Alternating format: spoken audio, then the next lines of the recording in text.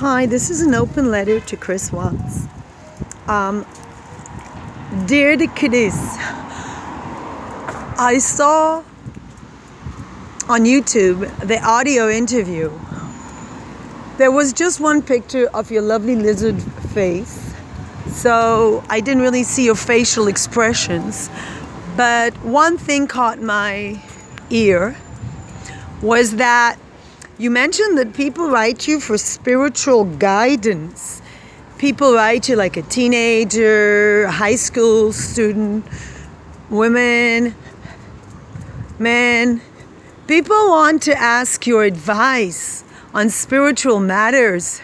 And you read the Bible and you thought of the line, "Please forgive them, for they do not understand what they are doing."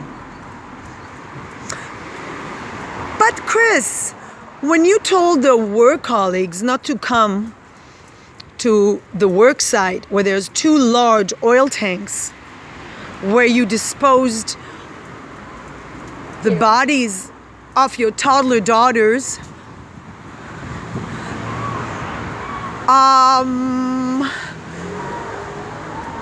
why did you do that? Did you simply want to be planning like a meditation session in the oil tank field? That you wanted to be all alone? Or was in fact my suspicious mind concluding that you actually planned to do this and not as you described it in your many, many interviews where each time you changed the version, that you just acted out of rage because the thought of you not seeing your daughters made you so upset because your daughters were your entire life. Therefore, you decided to end their life because they meant so much to you. You killed them. And I'm sure there's Zen Buddhists somewhere. There's a special sect of Zen Buddhists who think, oh yes, the opposite is the truth. So the opposite of truth is your lies. And there's going to be like a little cult of people admiring people like you who break the taboos of society. The last taboo, murdering small children and pregnant wife. Why not? God knows so many people are testing limits constantly in breaking taboos of what is moral and just in society. So why not add that to the list? And you can be the big guru on breaking the taboo on murdering small children and pregnant wife. Great. Let's make it legal. Let's make it okay for people to murder their wives and children. Why not? So Chris Waats, if you're listening to this audio on YouTube, because God knows you have so many privileges, sugar donuts, reading the press, calling your mom and dad and sister, talking to detectives, receiving so much fan mail. That is, perhaps one of your privileges will be YouTube watching and seeing all those YouTubes dedicated to you and forgetting Shanann.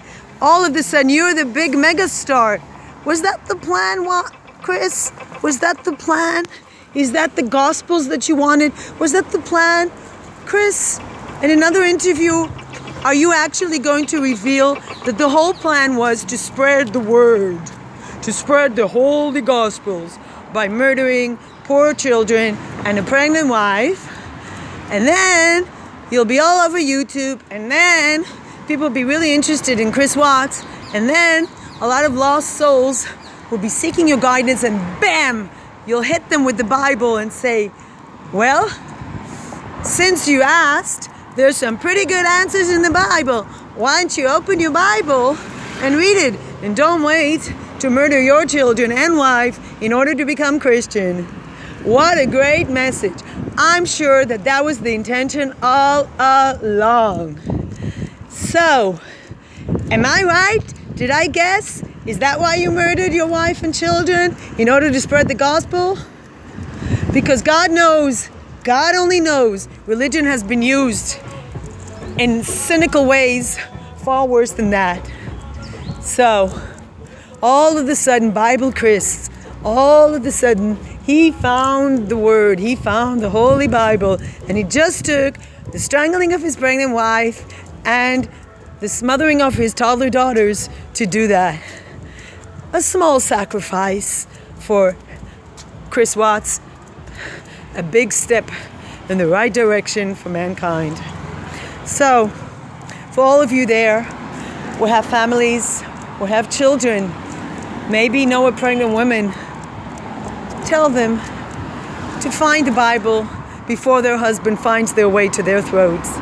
Tell them to find the Bible before their husbands find a pillow or a blanket and an oil field and takes the lives of their toddler daughters. So quickly, find the Bible. So when you get to jail, you don't have to undergo a trial in order to find the Bible. And now that I wrote you this letter, Chris Waats, I want to thank you for teaching me a lesson. You know, I always thought certain things were wrong, certain things were right. I always thought the police was there to protect the victims. But no, in Colorado, the police are there to interview a murderer and laugh with him and giggle with him and talk about the weather and talk about how his folks are doing and whether he needs a message to be passed to dear Ronnie Watts, because he's so concerned with his murdered granddaughters and he's so concerned with his murdered daughter-in-law that he will send care packages to his son because the Bible said to forgive the sinner. But Chris Waats, when you say you wanted to be dead, you wish not to be alive, why then didn't you just throw yourself into an oil tank? That's my big question. Hoping to hear from you real soon. To all those YouTubers making money from this tragedy, maybe you should read the Bible. Look under greed and look under that famous saying that, wait, I'm in the back of the bus here. Yep. When you throw morality under the bus, dear YouTubers who are making money out of this tragedy, please remember one important quote. It's easier for a camel to go through the eye of a needle than for a rich man to enter the kingdom of heaven. So translate that to Judaism, Islam, whatever. But YouTubers, is there really nothing more interesting to talk about in America or in New Zealand or wherever you are, or in England? Is there nothing more interesting than Chris Waats and the detailed murder of his poor family? Do you have nothing better to do? And why do thousands of people subscribe to you and only one subscribes to my poor little old channel, where I actually say what I think without asking you, please contribute to my money, please contribute money to my channel, please subscribe to me, please give me likes. I don't ask for that. All I ask for you is to lend me your ears, as it's written in Shakespeare. Lend me your ears, and I'll tell you what I think. Thank you for listening to me. That's all I ask.